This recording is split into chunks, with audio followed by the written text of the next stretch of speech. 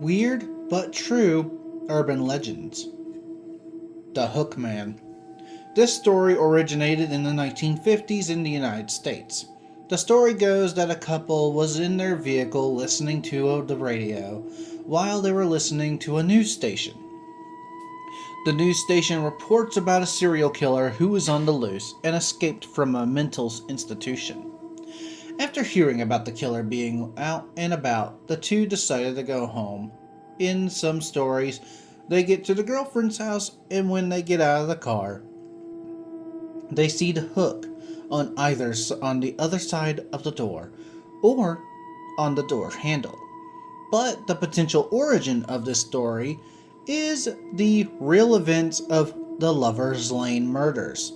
The first known publication of the story was November 8th of 1960 on Dear Abby. It's unknown if this legend is true or not, but nothing has happened as of late in this story. The Bunny Man. The events of this story are weird, mysterious, and scary to say the least. The story goes that during the 1970s, a mental institution was transporting some patients. But during the drive in the area of Fairfax, Virginia, some of the patients escaped and were on the run. One of the escapees was a Douglas J. Griffin, but he was never caught. They did catch the others, but he was the last one to find. It is known that Douglas killed another escapee, and they did find his body during the search for Douglas.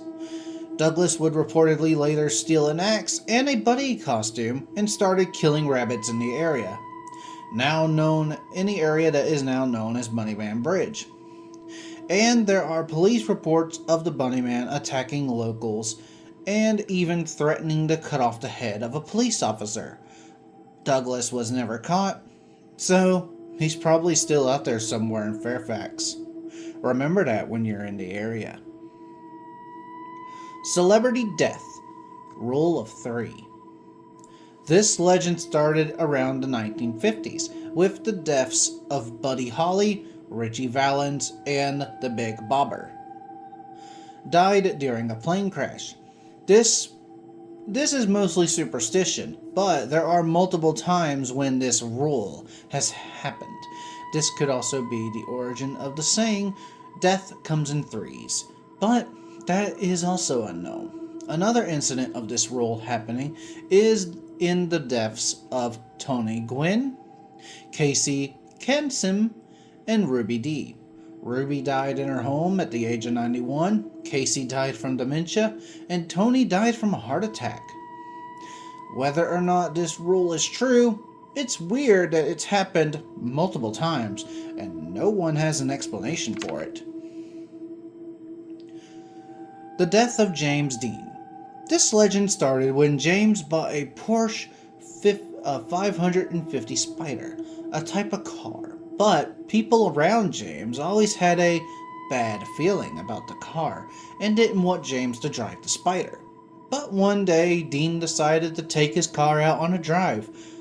But unfortunately, James didn't survive the ride, as he was in a car crash that killed him. The Spider was taken apart and used for parts in other cars, but the cars that had parts of the Spider in them started to crash themselves, causing people to get hurt or killed, in one case, a disappearance. The car has also mysteriously disappeared in the 1960s and has not been seen since. The Hands Resist Him painting.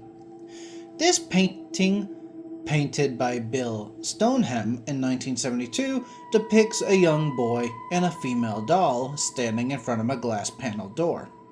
The painting is said to be haunted, as the owners of the painting said that at night hands will move on the windows of the painting, and the boy and doll will move on the painting and even leave it and walk around their house at night. It is unknown if this is true or not, as the painting is privately owned. Polybius.